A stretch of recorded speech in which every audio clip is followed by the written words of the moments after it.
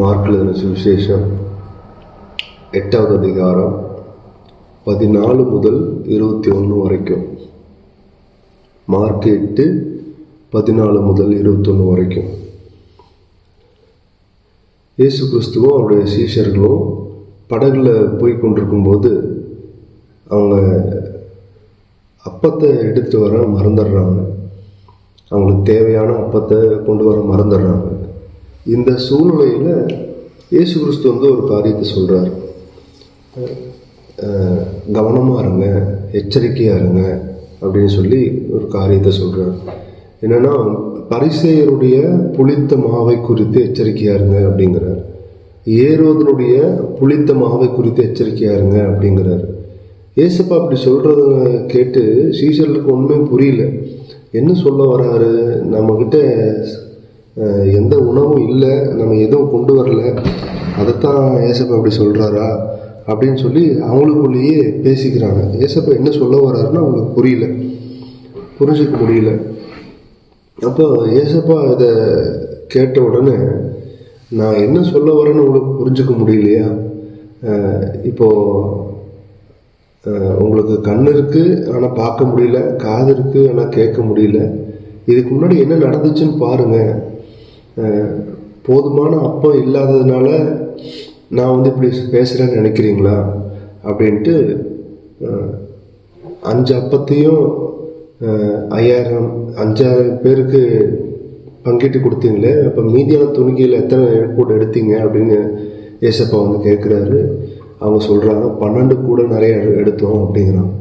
மறுபடியும் 4 அப்பத்தை 4000 பேருக்கு பங்கிட்டு கொடுத்தீங்களே, அப்போ மீதியான துணிக்கையில் எவ்வளோ எடுத்தீங்க அப்படின்னு கேட்குறாங்க. அப்போ அவங்க சொல்கிறாங்க, 7 கூடைகள் நான் எடுத்தோம் அப்படிங்கிறாங்க. அப்போ ஏசப்பா இதெல்லாம் செஞ்சதை நினைவில் வச்சுருக்கிறீங்க, ஆனாலும் நான் என்ன சொல்ல வரேங்கிறது புரிஞ்சுக்க முடியலையா அப்படின்னு சொல்லி அவங்கள கடித்து கொள்கிறாரு. இப்போ இந்த இடத்துல முக்கியமாக 2 காரியத்தை பார்க்குறோம். பரிசேயருடைய புளிச்ச மாவு, ஏரோதனுடைய புளித்த மாவு. இது 2 காரியத்தை பற்றி பேசுகிறார். ஏசப்பா தவறான உபதேசங்களை பற்றி பேசுகிறார். இந்த இடத்துல 2 தவறான உபதேசங்கள். ஒன்று பரிசேயர்களுடைய தவறான உபதேசம், இன்னொன்று ஏரோதனுடைய தவறான உபதேசம். இந்த 2 தவறான உபதேசத்தை குறித்து நீங்கள் எச்சரிக்கையாக இருக்கணும் அப்படின்னு சொல்கிறார். அவருடைய சீஷர்கள் யாருமே இந்த தவறான உபதேசத்தில் போய் சிக்கிக்கொள்ளக்கூடாது அப்படின்னு சொல்லி சொல்கிறார். இப்போ இந்த நாட்களில் நம்ம வாழ்ந்து கொண்டு இருக்கிற இந்த நாட்களில் தான் தவறான உபதேசங்கள் குழப்பற உபதேசங்கள் நிறைய வந்துட்டுருக்கு அப்படின்னு நம்ம யோசிக்கிறோம். ஆனால் இயேசு கிறிஸ்துவ நாட்கள்லேயே இருந்திருக்கு. ஜனங்களை கெடுக்கிறதுக்கு தவறான உபதேசங்கள் இருந்திருக்கு. அந்த தவறான உபதேசத்திலிருந்து இயேசு கிறிஸ்து சீஷர்களை பாதுகாக்கணும்னு சொல்கிறாரு. இப்போ முதலாவது பரிசேயர்களுடைய தவறான உபதேசம் என்ன அப்படிங்கிறத பார்க்கலாம். அவங்க பரிசேயர்கள் எப்படிப்பட்டவங்களாக இருந்தாங்க அப்படின்னா, பரிசேயர்களை ஆண்டவர் கடிந்து கொள்கிறாரு. எதுக்காகன்னா, அவங்க வெளிப்பிரகாரமாக தன்னை பரிசுத்தவான் அப்படிங்கிறதுல காண்பிக்கிறதுல கவனம் உள்ளவங்களாக இருக்கிறாங்க. ஆண்டவருக்கும் அவங்களுக்கும் உள்ளான மனுஷனில் சம்மதம் இல்லை. ஆனால் வெளிப்பிரகாரமாக அவங்க ரொம்ப பரிசுத்தம், ஆண்டவருக்கு ஏற்ற பரிசுத்தம் இவங்க தான், இவங்கள மாதிரி பரிசுத்தம் யாரும் இல்லை அப்படின்னு வெளிப்பிரகாரமாக இவங்க காமிச்சிக்கிறதுல ரொம்ப கவனமாக இருக்கிறாங்க. இவங்க தான் பரிசேயர்கள். இன்னொன்று, ஆண்டவருக்கு மேலே இருக்கிற ஒரு உண்மையான அன்பு அவங்களுக்குள்ள இல்லை. ஆண்டவர் எதிர்பார்க்கறது அன்பை தான் எதிர்பார்க்குறாரு. ஆனால் ஆண்டவர் மேலே உண்மையான அன்பு இவங்களுக்கு சுத்தமாக இல்லை. இப்படிப்பட்டவங்க தான் இந்த பரிசேயர்கள். இன்னொன்று, இவங்க இந்த சடங்காச்சாரங்கள், பாரம்பரியங்கள், இதில் தான் அதிகமாக ஃபோக்கஸ் பண்ணுவாங்க. ஆண்டவர் என்ன விரும்புகிறாரு அப்படிங்கிறத விட ஒரு மதம் என்ன சொல்லுது, சடங்காச்சாரம் என்ன சொல்லுது, பாரம்பரியமாக என்ன சொல்லுது, எது பண்ணணும் பண்ணக்கூடாது, இந்த மாதிரி காரியத்தில் இவங்க ரொம்ப ஃபோக்கஸ் பண்ணுவாங்க. ஒரு ஆண்டவருடைய வார்த்தை சொல்கிறத விட மனுஷங்களால் உருவாக்கப்பட்ட கட்டளைகளில் அவங்க ரொம்ப பிரியமாக இருப்பாங்க. ஆண்டவர் என்ன சொல்ல வராரு அப்படிங்கிறதுல கவனம் செலுத்தணுங்கிறத விட மனுஷங்களால் உருவாக்கப்பட்டது. இப்போ உதாரணத்துக்கு நம்ம ஞாயிற்றுக்கிழமை ஆராதனைக்கு வரணும்னு சொல்கிறோம். அப்படின்னு ஆண்டவர் சொல்கிறாரு. நம்ம ஒன்று கூடி வருதில் விட்டு விடக்கூடாது அப்படின்னு சொல்கிறாரு. இப்போ ஞாயிற்றுக்கிழமை ஓய்வு நாள் ஆசரிக்கணும்னு சொல்கிறாரு. இப்போ ஞாயிற்றுக்கிழமை ஆராதனையை ஆண்டவர் முக்கியத்துவப்படுத்துகிறாரு. ஆனால் 9 மணிக்கு வரணும் அப்படின்னு நம்ம சொல்கிறோம். அது ஒரு ஒழுங்கு. ஒரு சில நேரத்தில் ஒயிட் ட்ரெஸ் போடுங்க அப்படின்னு நம்ம சொல்கிறோம். டைரி கொண்டு வாங்க, பெண்ணு கொண்டு வாங்க அப்படின்னு நம்ம சொல்கிறோம். ஃபோன் யூஸ் பண்ணாதீங்க அப்படின்னு நம்ம சொல்கிறோம். இதெல்லாம் மனுஷங்களால் உருவாக்கப்பட்டது. எதுக்கு? இதெல்லாம் இருக்கிறது நல்லது. அப்போ ஆண்டவர் என்ன சொல்கிறாருங்கிறத விட மனுஷங்க உருவாக்கப்பட்டதுக்கு அதிக முக்கியத்துவம் கொடுக்குறாங்க. இப்போ நம்ம சொன்னது மாதிரி மனுஷங்க சொல்கிற காரியத்துக்கு அதிக முக்கியத்துவம் கொடுக்குறாங்க. இப்போ சர்ச்சுக்கு போனால் சீக்கிரம் வர சொல்லுவாங்க. கொஞ்சம் லேட் ஆயிடுச்சு, 5 நிமிஷம் 10 நிமிஷம் லேட் ஆயிடுச்சு, அதனால் சர்ச்சுக்கே போகாம விட்டுடலாம். இப்படிங்கிறது எப்படி இருக்கும் பாருங்கள். ஆண்டவருடைய கட்டளைக்கு பின்பற்றுகிறதுக்கு கஷ்டப்பட்டு மனுஷனுக்கு பயந்து ஆண்டோடைய காரியத்திற்கு கீழ்ப்படியாக விட்டுறது.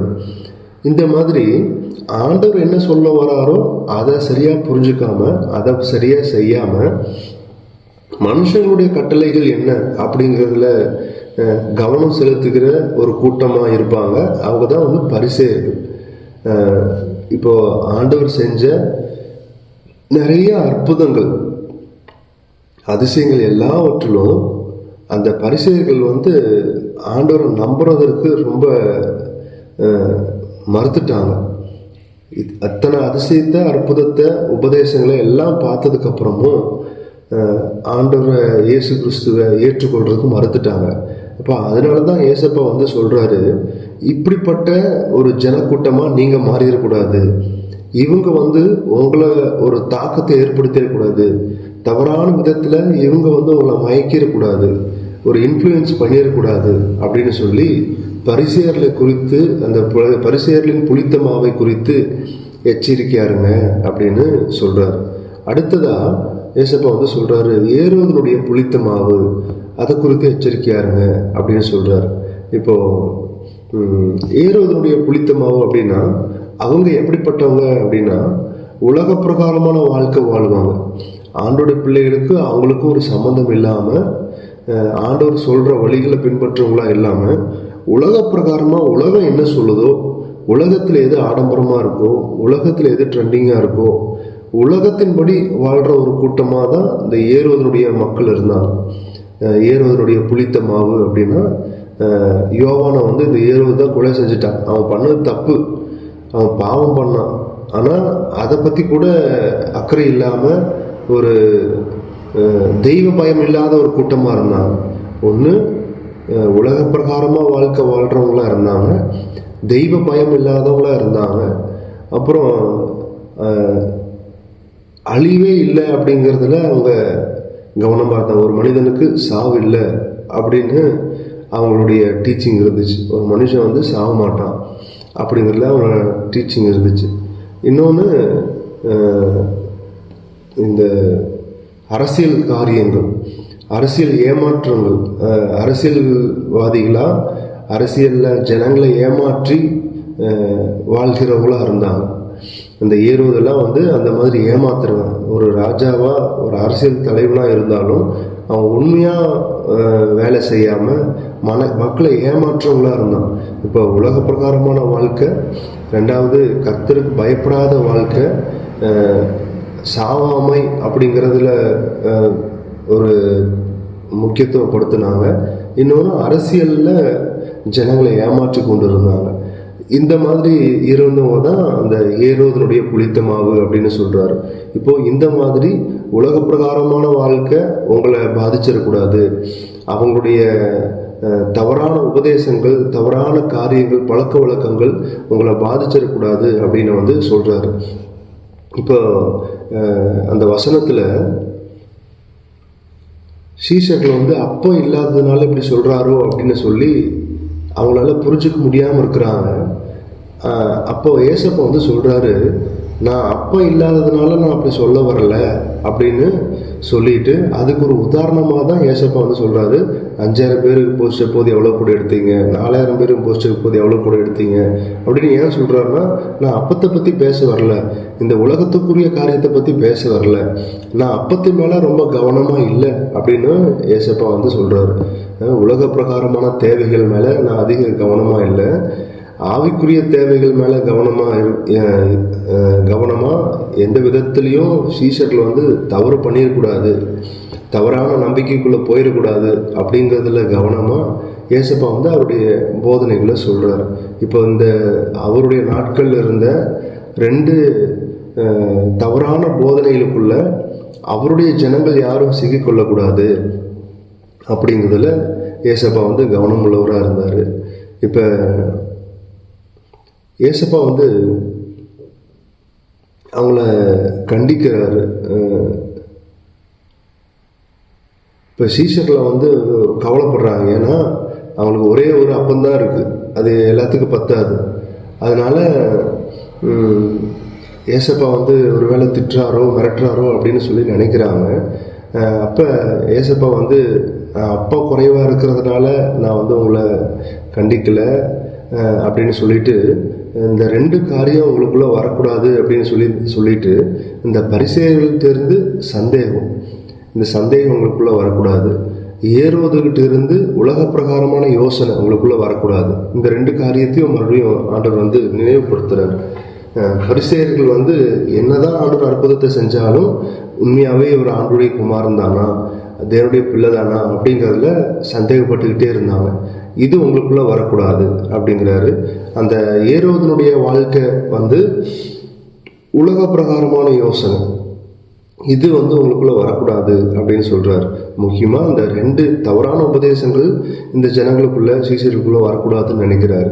இப்போது ஏசப்பா வந்து என்ன எதிர்பார்க்கிறாருன்னா, எல்லா சூழ்நிலையிலையும் ஆண்டவரை நம்பணும், மற்ற ஜனக்கூட்டத்தினால ஒரு பாதிக்கப்பட்டக்கூடாது, தவறான உபதேசத்தினால இழுக்கப்பட்டக்கூடாது, ஆண்டவரை எல்லா சூழ்நிலையிலும் நம்பணும் அப்படிங்கிறதுல ஆண்டவர் கவனமாக இருக்கிறார். இந்த ஒரு பாடத்தை அவங்களுக்கு கற்றுக் கொடுக்கணும்னு ஆண்டவர் விரும்புகிறார். இப்போ இதிலிருந்து நம்ம கற்றுக்கொள்ள வேண்டிய காரியங்கள் ஒன்று வந்து வசனத்தின்படி நம்ம நடக்கணும், மாயையானவங்களாக நம்ம இருக்கக்கூடாது.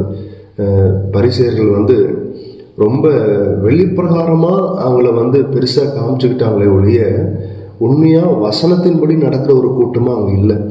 நம்ம வந்து வசனம் என்ன சொல்லுதோ அதுதான் நமக்கு சத்தியம், ஆண்டவர் என்ன சொல்கிறாரோ அதுதான் நமக்கு கட்டளை, வேத வார்த்தையின்படி நடப்பதற்காக தான் கர்த்தர் நம்ம வைத்திருக்கிறாரே ஒழிய மனிதர்களால் ஏற்படுத்தப்பட்ட கட்டளைகளை பின்பற்ற வேண்டிய அவசியம் வந்து நமக்கு இல்லை. அதுக்கு வந்து நம்ம முக்கியப்படுத்த தேவையில்லை. இப்போ ஒரு சிலர் வந்து ஒயிட் ட்ரெஸ் போடுவாங்க, அது வந்து மனுஷங்களால் உருவாக்கப்பட்டது, ஆண்டவர் வந்து அதை செய்யலை. ஆனால் அதை தவறுன்னு சொல்ல முடியாது, சரின்னு சொல்ல முடியாது. நமக்கு எது தேவையோ அதை பண்ணலாம். ஒரு சிலர் வந்து நகை போடாமல் இருப்பாங்க, இதை வந்து மனுஷங்களால் உருவாக்கப்பட்டது, இது சரி தப்புன்னு சொல்ல முடியாது. நம்முடைய சூழ்நிலைக்கு நமக்கு தேவையானதை நமக்கு ஏற்றதை நம்ம செய்கிறதுல தப்பு கிடையாது. இன்னும் ஒரு சிலர் வந்து திருமணம் பண்ண மாட்டாங்க, இன்னும் ஒரு சிலர் சபைகளில் எந்திரிக்க மாட்டாங்க, உட்கார்ந்துட்டே தான் இருப்பாங்க. இன்னும் ஒரு சிலர் சபையில் சத்தமாக பேச மாட்டாங்க, இன்னும் ஒரு சிலர் சபையில் சத்தமாக தான் பேசுவாங்க. ஒரு சிலர் டான்ஸ் ஆட மாட்டாங்க, ஒரு சிலர் ஆடுவாங்க. இந்த மாதிரி நிறைய காரியங்கள் இருக்குது. இது எதையுமே இது தப்பு இது கரெக்டுன்னு சொல்ல வர்றதை விட நமக்கு தேவையானது, நம்ம எந்த சூழ்நிலையில் வளர்ந்து வந்திருக்கிறோம், நம்ம சபை எப்படிப்பட்டது, நம்ம சபைக்கு இது எது ஏற்றது, நம்ம ஜனங்களுக்கு இது எது ஏற்றது அப்படின்னு சொல்லி நமக்கு ஏற்றதை நமக்கு பிடிச்சதை நம்ம செஞ்சுட்டு வசனம் என்ன சொல்லுதோ அதுக்கு மட்டும் முக்கியத்துவம் கொடுத்துட்டு உலக பிரகாரமான அல்லது மனுஷங்களால் உருவாக்கப்பட்ட காரியத்திற்கு எது தேவையோ அதை மட்டும் எடுத்துக்கிறது நல்லது. இது கரெக்டு இது தப்புன்னு சொல்லி மற்றவங்களை குறை சாட்டுறதை விட நமக்கு பிடிச்சிருந்ததுன்னா, நமக்கு தேவைப்பட்டுச்சுன்னா அதை எடுத்துக்கிட்டு வசனம் என்ன சொல்லுதோ அதுக்கு முக்கியத்துவம் கொடுக்கணும், வசனத்தின்படி பின்பற்றணும். நம்ம யாரையும் குற்றம் சாட்டுவது நம்முடைய வேலை அல்ல, அது நமக்கு தகுதியாகவும் இராது, அது நமக்கு தேவையில்லாதது. அதனால் எது நமக்கு தேவையோ, எது நமக்கு அவசியப்படுதோ அதை ஆண்டவருடைய வார்த்தையின்படி நடந்து கொண்டு, மற்ற காரியத்தில் நமக்கு தேவையில்லை, நமக்கு பிரயோஜனம் இல்லை, நமக்கு தகுதியாக இராது அப்படின்னு நம்ம நினைப்போம்னா அதை விட்டுட்டு கர்த்தருடைய வார்த்தைக்கு நம்ம முதலிடம் கொடுக்கலாம். இன்னொன்று, அது மனுஷர்களால் உருவாக்கப்பட்ட கட்டளைகளை விட வசனம் முக்கியமானது. கர்த்தருடைய வார்த்தை முக்கியமானது. நமக்கு இதுக்கு கவனம் செலுத்த போய் வசனத்தை வெற்றவங்களா இருக்கக்கூடாது. அடுத்தது, உலக பிரகாரமான யோசனை. உலக பிரகாரமான ஜனங்களுடைய யோசனை எப்படி இருக்கு, அவங்களுடைய பழக்க வழக்கங்கள் எப்படி இருக்கு, அவங்களுடைய பேச்சு எப்படி இருக்கு, அவங்களுடைய வாழ்க்கை முறை எப்படி இருக்கு, உலக பிரகாரமான ஜனங்கள் எதுக்கு முக்கியத்துவம் கொடுக்குறாங்க, வாழ்க்கையில் எதுக்காக ஓடுறாங்க, இந்த மாதிரி உலக பிரகாரமான ஜனங்களுடைய காரியம் நம்மளை பாதிச்சிடக்கூடாது. இப்போ நம்ம பார்த்துட்ருக்கிற எல்லாமே இந்த உலக பிரகாரமான காரியம், மனுஷர்களால் உருவாக்கப்பட்ட காரியம், மாயையான வாழ்க்கை, ஜனங்களுக்கு முன்னாடி இருக்கிற மாயையான வாழ்க்கை. கடைசியாக அவ்விசுவாசம், ஆண்டவரை நம்பாமல் இருக்கிறது, கர்த்தருடைய வார்த்தையை நம்பாமல் இருக்கிறது, கர்த்தருடைய அற்புதங்களை நம்பாமல் இருக்கிறது.